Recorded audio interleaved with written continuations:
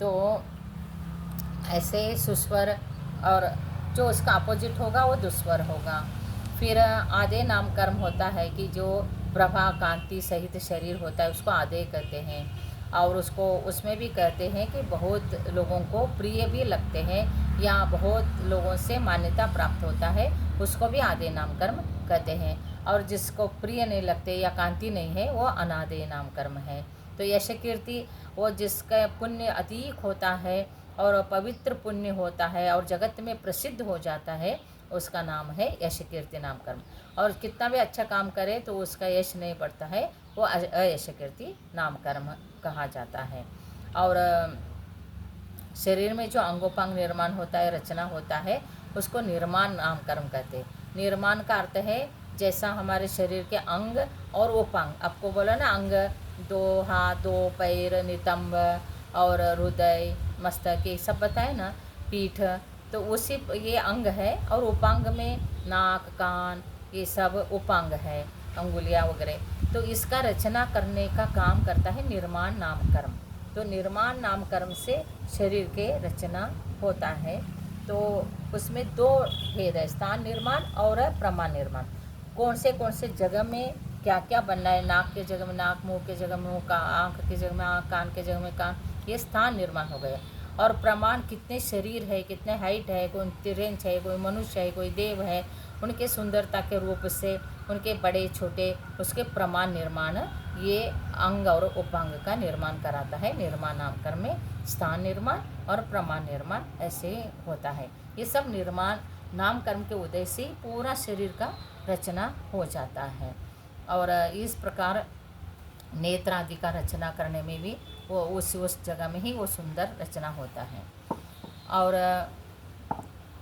प्रमाण का जो ऐसा होते तीर्थंकर प्रकृति का तीर्थंकर नामकर्म होता है तो अरहंत परमेष्टि बन जाते हैं। तो जो षोडशकांड भावना सम्य दृष्टि, जो भले ही वो व्रती नहीं है, श्रावक है, लेकिन सम्य दृष्टि है, चतुर्थ गुणस्थान वाला है, तीर्थंकर के चरणों में है, तो वो षोडशकांड भावना और ज्ञान शास्त्र का ज्ञान से सम्य दर्शन सहित वो तीर्थंकर नामकर्म का बंद कर लेता है। और दुर्भग नामकर्म है, जैसा सुभग का नाम दुर्भग है, सुस्वर का दुस्वर है, आदे का अनादे है, यश कीर्ति का अयश कीर्ति है। और इस प्रकार से जो अपोजिट नाम होता है। और स्थावर नामकर्म होता है एक इंद्रिय जीव का, पृथ्वी का, एक जल का, एक अग्नि का, एक वायु का, एक वनस्पति का। और सूक्ष्म भी एक इंद्रिय जीव का ही शरीर होता है। और अपर्याप्त भी तिर्यंचों के होता है, या अपर्याप्त अवस्था होता है जब तक शरीर पूर्ण नहीं होता है शक्ति, तब तक अपर्याप्त। क्योंकि 6 पर्याप्ति, आहार पर्याप्ति, शरीर पर्याप्ति, भाषा पर्याप्ति, मन पर्याप्ति, श्वासोच्छ्वास पर्याप्ति और इंद्रिय पर्याप्ति, ये 6 पर्याप्ति जब तक पूर्ण नहीं होता है तब तक अपर्याप्त अवस्था भी कहलाता है। तो इस प्रकार से पर्याप्त अपर्याप्त होता है। अशुभ जो होता है, अशुभ नामकर्म, शरीर सुंदर नहीं दिखता है, वो उसका मस्तक आदि अवयव सुंदर नहीं है, उसको असुंदर शरीर को अशुभ नामकर्म कहते हैं। तो ये सब अशुभ नामकर्म के उदय से होता है।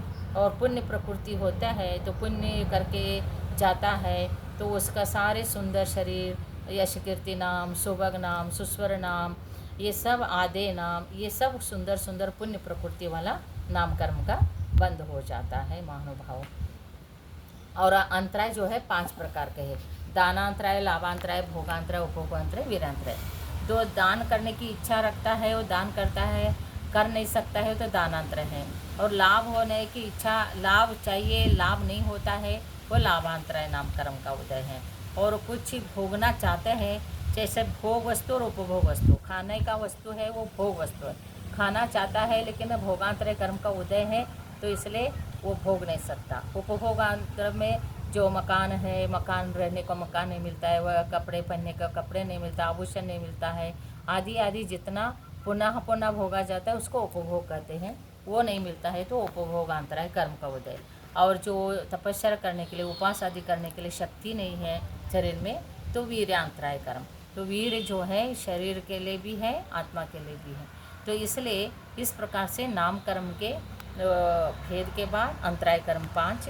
तो ये अंतराय कर्म का जो उदय होता है, किसी भी प्रकार से किसी में भी विघ्न डालने से ये सब कर्मों का बंद हो जाता है। इसलिए महानुभाव ज्ञानावरण से लेके आपको अंतराय तक 148 कर्म प्रकृतियों का भेद भी बताया, उसका नाम भी बताया, उसका परिभाषा भी बताया।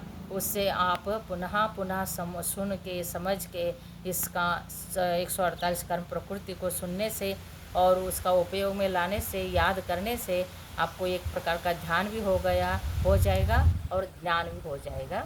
इसलिए इस प्रकार आप ज्ञानार्जन करना। जय बोलो 2400 भगवान की जय, अनंतान सिद्ध परमेष्टि भगवान की जय।